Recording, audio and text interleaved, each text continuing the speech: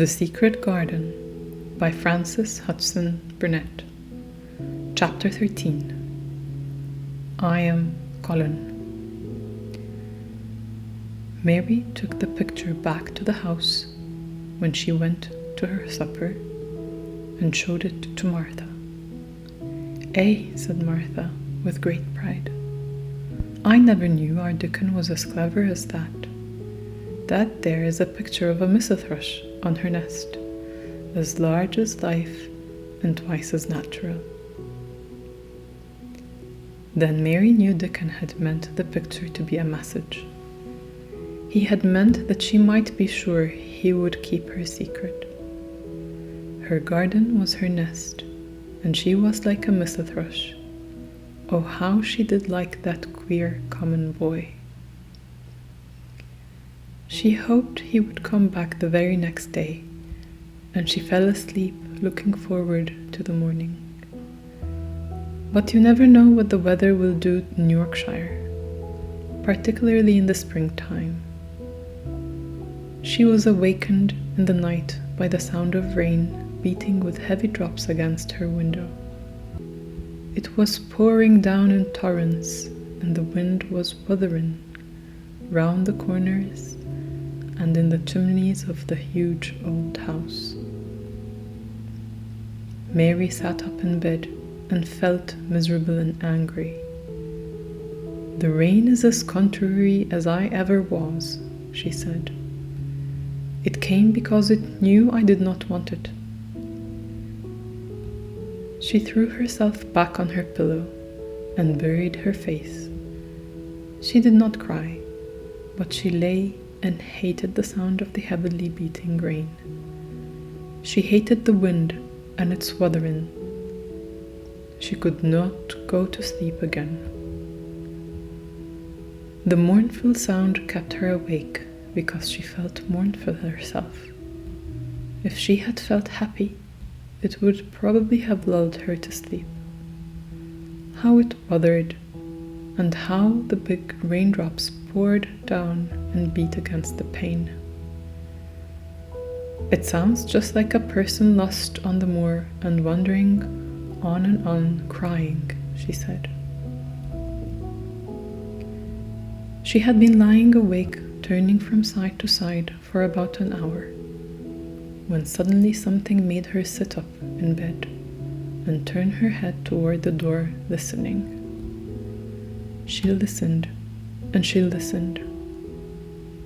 "It isn't the wind now," she said in a loud whisper. "That isn't the wind. It is different. It is that crying I heard before." The door of her room was ajar, and the sound came down the corridor, a far-off faint sound of fretful crying. She listened for a few minutes, and each minute she became more and more sure. She felt as if she must find out what it was. It seemed even stranger than the secret garden and the buried key.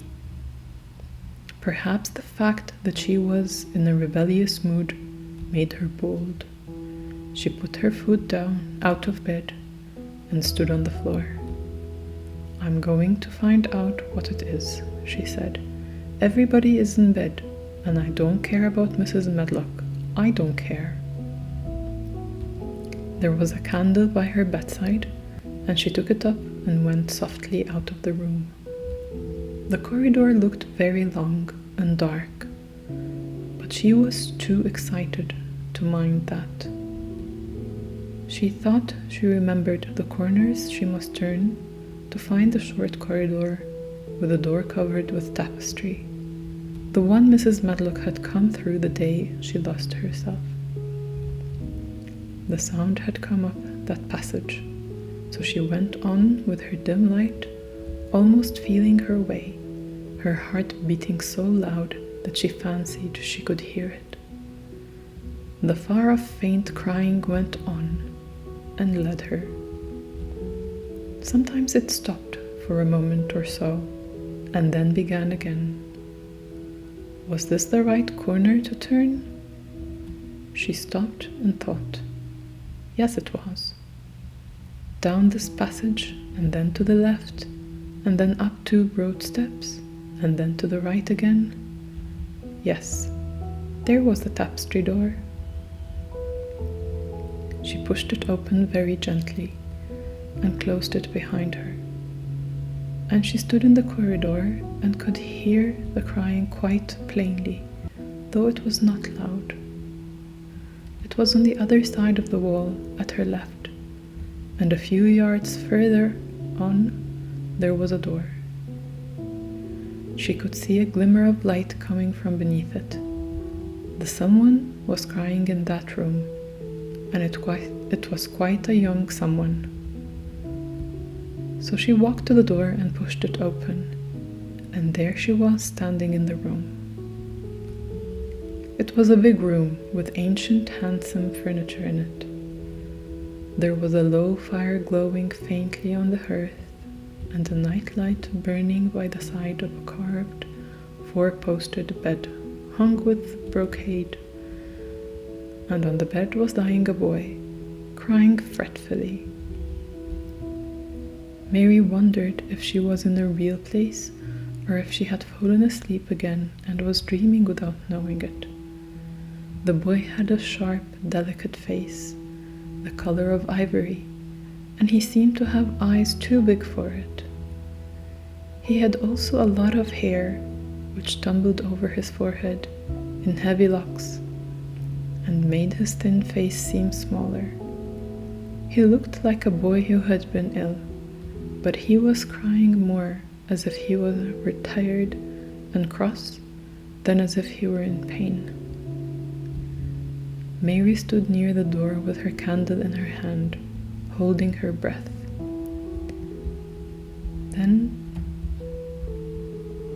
she crept across the room, and as she drew nearer, the light attracted the boy's attention, and he turned his head on his pillow and stared at her, his grey eyes opening so wide that they seemed immense.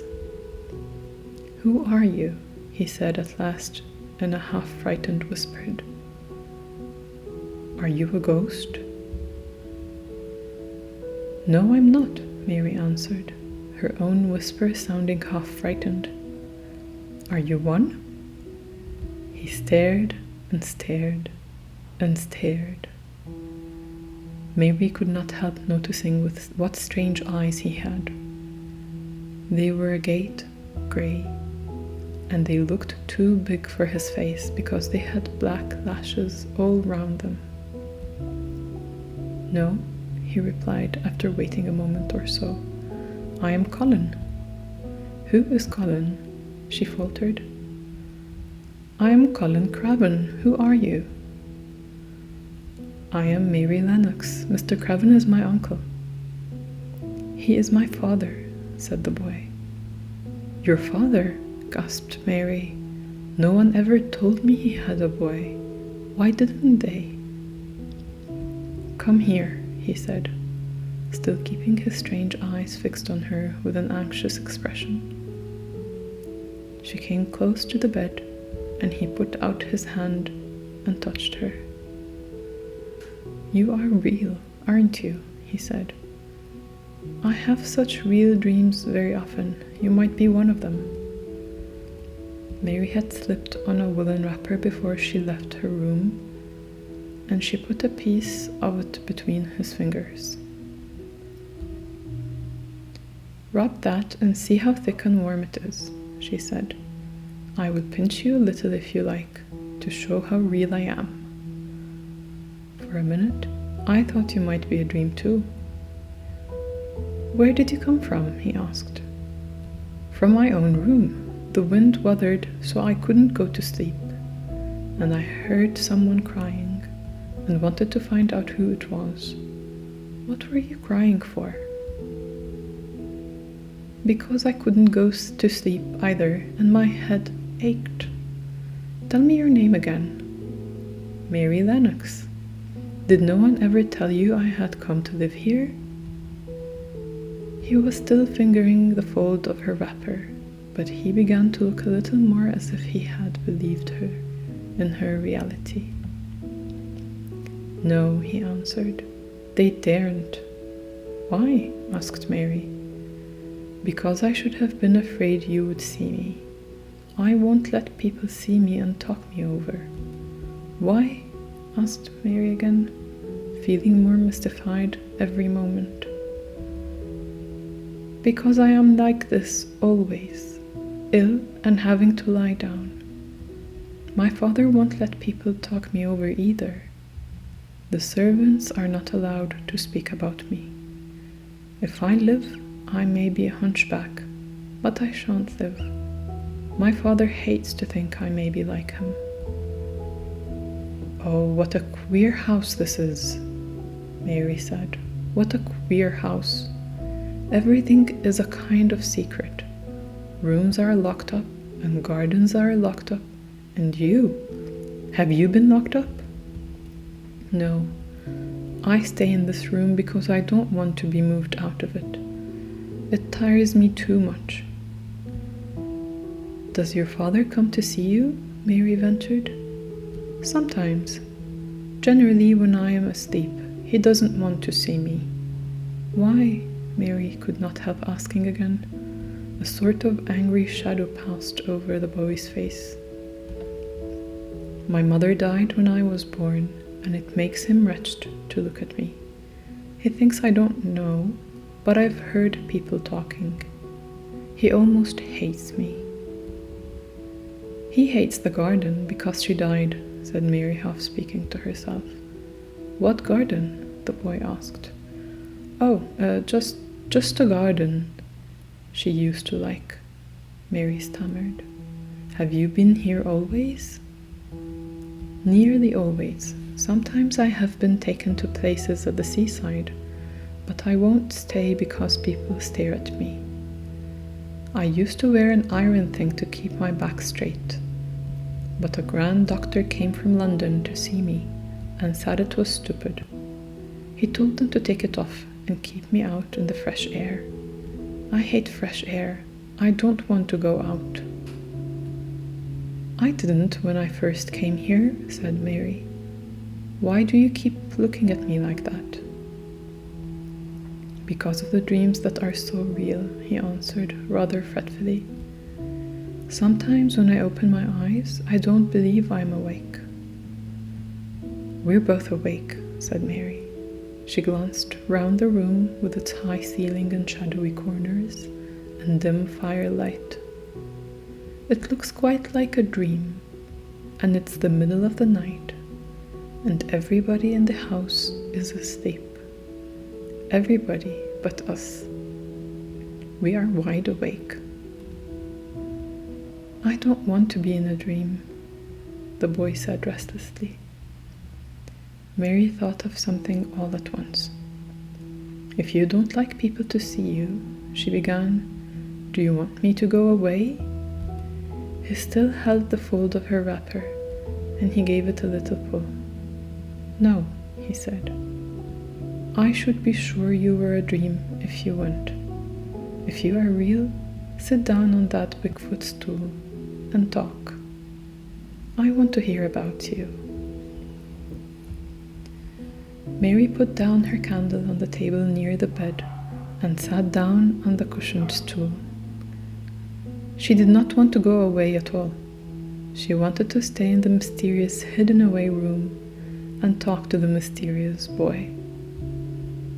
What do you want me to tell you? She said. He wanted to know how long she had been at Misselthwaite. He wanted to know which corridor her room was on. He wanted to know what she had been doing. If she disliked the moor as he disliked it, where she had lived before she came to Yorkshire. She answered all these questions and many more, and he lay back on his pillow and listened. He made her tell him a great deal about India and about her voyage across the ocean. She found out that because he had been an invalid, he had not learned things as other children had. One of his nurses had taught him to read when he was quite little, and he was always reading and looking at pictures in splendid books. Though his father rarely saw him when he was awake, he was given all sorts of wonderful things to amuse him with. He never seemed to have been amused, however. He could have anything he asked for, and was never made to do anything he did not like to do. "Everyone is obliged to do what pleases me," he said indifferently. "It makes me ill to be angry. No one believes I shall live to grow up." He said it as if he was so accustomed to the idea that it had ceased to matter to him at all. He seemed to like the sound of Mary's voice. As she went on talking, he listened in a drowsy, interested way. Once or twice she wondered if he were not gradually falling into a doze, but at last he asked a question which opened up a new subject. "How old are you?" he asked. "I am 10, answered Mary, forgetting herself for the moment. "And so are you?" "How do you know that?" he demanded in a surprised voice. "Because when you were born, the garden door was locked and the key was buried, and has been locked for 10 years. Colin half sat up, turning toward her, leaning on his elbows. "What garden lock was locked? What garden door was locked? Who did it? Where was the key buried?" he exclaimed as if he were suddenly very much interested. It was the garden Mr. Craven hates," said Mary nervously. "He locked the door.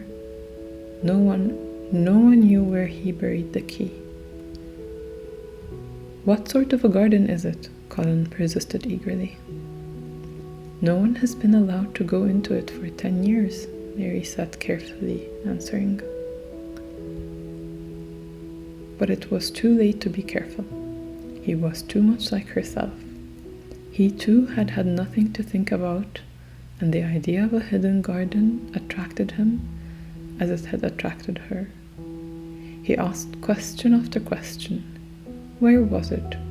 Had she never looked for the door? Had she never asked the gardeners? "They won't talk about it," said Mary.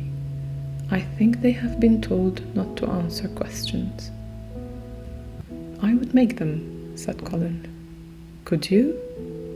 Mary faltered, beginning to feel frightened. If he could make people answer questions, who knew what might happen? "Everyone is obliged to please me. I told you that," he said. "If I were to live, this place would sometime belong to me. They all know that. I would make them tell me." Mary had not known that she herself had been spoiled, but she could see quite plainly that this mysterious boy had been. He thought that the whole world belonged to him. How peculiar he was, and how coolly he spoke of not living. "Do you think you won't live?" she asked. Partly because she was curious, and partly in hope of making him forget the garden. "I don't suppose I shall," he answered, as indifferently as he had spoken before. "Ever since I remember anything, I have heard people say I shan't. At first they thought I was too little to understand, and now they think I don't hear. But I do. My doctor is my father's cousin. He is quite poor, and if I die, he will have all Mrs. Waite when my father is dead. I should think he wouldn't want me to live." "Do you want to live?" inquired Mary. "No," he answered in a cross, tired fashion. "But I don't want to die. When I feel ill, I lie here and think about it until I cry and cry." "I have heard you crying 3 times, Mary said, "but I did not know who it was. Were you crying about that?" She did so want him to forget the garden. "I dare say," he answered, let us talk about something else. Talk about the garden. Don't you want to see it?" "Yes," answered Mary, in quite a low voice.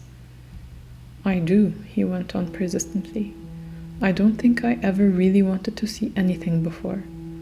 But I want to see that garden. I want the key dug up. I want the door unlocked.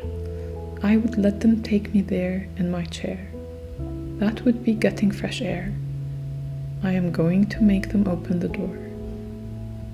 He had become quite excited, and his strange eyes began to shine like stars and looked more immense than ever. "They have to please me," he said. "I will make them take me there, and I will let you go too." Mary's hands clutched each other. Everything would be spoiled, everything. Dickon would never come back. She would never again feel like a missel thrush with a safe hidden nest. "Oh, don't do that," she cried out. He stared as if he thought she had gone crazy. "Why?" he exclaimed. "You said you wanted to see it." "I do," she answered, almost with a sob in her throat. "But if you make them open the door and take you in like that, it will never be a secret again." He leaned still farther forward. "A secret?" he said. "What do you mean? Tell me." Mary's words almost stumbled over one another. You see, she panted. "If no one knows about it but ourselves, if there was a door hidden somewhere under the ivy, if there was, and we could find it, and if we could slip through it together and shut it behind us, and no one knew anyone was inside, and we called it our garden and pretended that we were missel thrushes and it was our nest, and if we played there almost every day and dug and planted seeds and made it all come alive—" "Is it dead?" he interrupted. "It soon will be if no one cares for it," she went on. "The bulbs will live, but the roses—" He stopped her again, as excited as she was herself. "What are bulbs?" he put in quickly. "They are daffodils and lilies and snowdrops. They are working in the earth now, pushing up pale green points because the spring is coming." "Is the spring coming?" he said. "What is it like? You don't see it in the rooms if you are ill." "It is the sun shining on the rain and the rain falling on the sunshine, and things pushing up and working under the earth," said Mary. "If the garden was a secret and you could get into it, we could watch the things grow bigger every day and see how many roses are alive. Don't you see? Oh, don't you see how much nicer it would be if it was a secret?" He dropped back on his pillow and lay there with an odd expression on his face. "I never had a secret," he said, except that one about not living to grow up. They don't know I know that, so it is a sort of a secret. But I like this kind better." "If you won't make them take you to the garden," pleaded Mary, "perhaps, I feel almost sure I can find out how to get in sometime. And then, if the doctor wants you to go out in your chair, and if you can always do what you want to do, perhaps we might find some boy who could push you, and we could go alone, and it would always be a secret garden." "I should like that," he said very slowly, his eyes looking dreamy. "I should like that. I should not mind fresh air in a secret garden." Mary began to recover her breath and feel safer, because the idea of keeping the secret seemed to please him. She felt almost sure that if she kept on talking, and could make him see the garden in his mind as she had seen it, he would like it so much that he could not bear to think that everybody might tramp into it when they chose. "I'll tell you what I think it would be like if we could go into it," she said. "It has been shut up so long, things have grown into a tangle perhaps." He lay quite still and listened while she went on talking about the roses which might have clambered from tree to tree and hung down, about the many birds which might have built their nests there because it was so safe. And then she told him about the robin and Benweather stuff, and there was so much to tell about the robin, and it was so easy and safe to talk about it that she ceased to feel afraid. The robin pleased him so much that he smiled until he looked almost beautiful, and at first Mary had thought that he was even plainer than herself, with his big eyes and heavy locks of hair. "I did not know birds could be like that," he said. "But if you stay in a room, you never see things. What a lot of things you know. I feel as if you had been inside that garden." She did not know what to say, so she did not say anything. He evidently did not expect an answer, and the next moment he gave her a surprise. "I'm going to let you look at something," he said. "Do you see that rose-colored silk curtain hanging on the wall over the mantelpiece?" Mary had not noticed it before, but she looked up and saw it. It was a curtain of soft silk hanging over what seemed to be some picture. "Yes," she answered. "There is a cord hanging from it," said Colin. "Go and pull it." Mary got up, much mystified, and found the cord. When she pulled it, the silk curtain ran back on rings, and when it ran back, it uncovered a picture. It was the picture of a girl with a laughing face. She had bright hair tied up with a blue ribbon on her gay, lovely eyes were exactly like Colin's unhappy ones. Agate grey and looking twice as big as they really were because of the black lashes all round them. "She is my mother," said Colin complainingly. "I don't see why she died. Sometimes I hate her for doing it." "How queer," said Mary. "If she had lived, I believe I should not have been ill always," he grumbled. "I dare say I should have lived too. And my father would not have hated to look at me. I dare say I should have had a strong back. Draw the curtain again." Mary did as was told and returned to her footstool. "She is much prettier than you," she said, "but her eyes are just like yours. At least they are the same shape and color. Why is the curtain drawn over her?" He moved uncomfortably. "I made them do it," he said. "Sometimes I don't like to see her looking at me. She smiles too much when I am ill and miserable. Besides, she is mine, and I don't want everyone to see her." There were a few moments of silence, and then Mary spoke.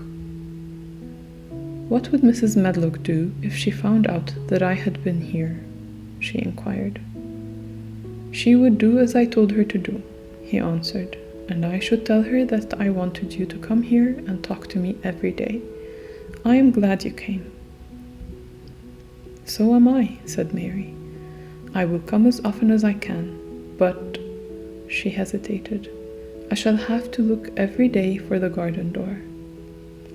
"Yes, you must," said Colin, "and you can tell me about it afterward." He lay thinking a few minutes, as he had done before, and then he spoke again. "I think you shall be a secret too," he said.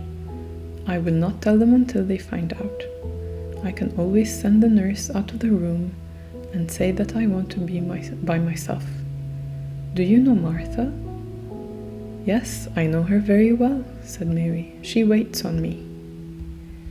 He nodded his head toward the outer corridor. She is the one who is asleep in the other room.